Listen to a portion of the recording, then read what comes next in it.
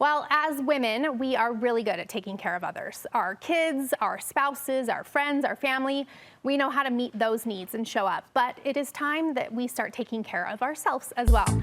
My next guest believes you deserve to be more gentle with yourself. She wants you to show yourself the same kindness that you are willingly showing others. Author Courtney Carver joins me to explain. Welcome, Courtney. Thanks so much for being here. Thank you. So your story kind of starts out by you had this moment where you realized that you needed to make some changes in your life. Things weren't going your way, and kind of tell me about that and how that kind of shaped this journey for you. Sure. I had a big wake-up call. I was very go, go, go, do it all, work too many hours, do too many things, and I got sick. And after months of debilitating vertigo and fatigue and lots of trips to the doctor, I was diagnosed with multiple sclerosis.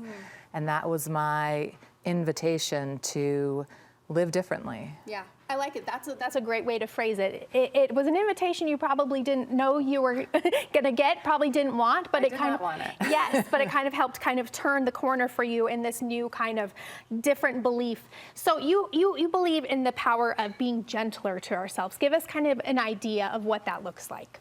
I do. I think that we're so overwhelmed with the noise around us that we never have an opportunity to listen to what's going on within us.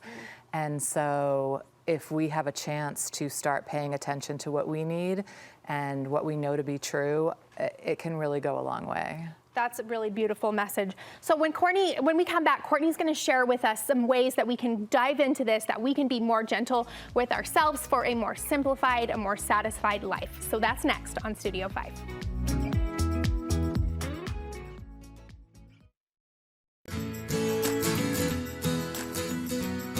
Well, I'm back with author Courtney Carver, who is encouraging women to be more gentle with themselves. I love your message, Courtney, so I want to jump in and get some tips on how to do this. You say that it starts with slowing down. Yes, we're all so busy, and I think the busier we are, the less we can really pay attention to what we do need. So by slowing down, we can kind of tune in to what the next gentlest thing is that we need in our lives. I love that. So you're telling us that we need to also kind of create quietness in our life and in our spaces as well. Correct. The quiet we need, because otherwise how can we possibly hear, let alone trust ourselves to know what's best? And I think the first step is turning our phones off, being away from them for big periods of time during the day and hopefully even longer during the week. Yes, I am somebody that needs to work on this for sure. And I have felt myself have this kind of call lately that I needed to step away from so much news consumption because it's so heavy and negative right now. And I feel like I just have felt this call that I need to take some time away from my phone and scrolling and doing all that. So I love that reminder. That's a really amazing one. You talk about quieting your surroundings and making space in our homes and our calendar specifically for being quiet. How do we do that? Oh my gosh, I think decluttering is definitely an underrated form of self-care. So making space in your home by getting rid of the things that you don't really care about, and then really taking a good look at your calendar and your to-do list and seeing what can go away. Yeah. So you're not doing the back-to-back-to-back appointment thing. That's hard to do when you have a busy house full of kids, which I feel like I am very overscheduled. So I like this reminder to put spaces in our calendar where we don't have as much going on, right? Just taking some specific time allotted to just being quiet. That's something that we could probably all need to work on, huh? So you also say that we need to define what enough means to us individually. Yes, I think we're kind of programmed to go towards more. So if we don't have that definition of enough, it's always more, more, more. And we often tend to measure who we are by what we accomplish and what we get done, but that measuring system is broken. I mean, if that's the case, it will never be enough. Yeah, that's true. So really figuring out what it means for you at any given point in your life, what enough means in different areas of your life, will really help you slow down and pull back and take care.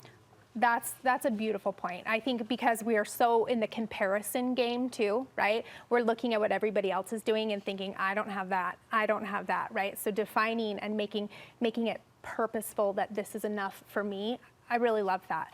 What are some ways that we can prioritize our self-care? We can prioritize our self-care by putting ourselves on our own to-do lists, on our own calendars, making room to do the things that are important to us, and considering that self-care is more than bubble baths and face masks. While those are wonderful things to treat yourself to, what are the bigger ways that you really need to take care of yourself? Yeah, but sometimes when I think about self-care, though, I think about it can feel a little selfish sometimes. It's in the name, right? So how do we kind of deal with the guilt that we could feel if we are prioritizing some of those self-care days or just moments? Yeah, instead of dealing with the guilt, I recommend redefining it completely, because it's probably not guilt. It's probably discomfort because you're not used to taking care of yourself, certainly not used to putting yourself first. So really think of it like that. I'm uncomfortable. That's okay. And then I think when you start to see how you treat other people, when you start really taking care of yourself, you'll realize that it's not selfish at all. That's a really great way to rephrase that. I love it.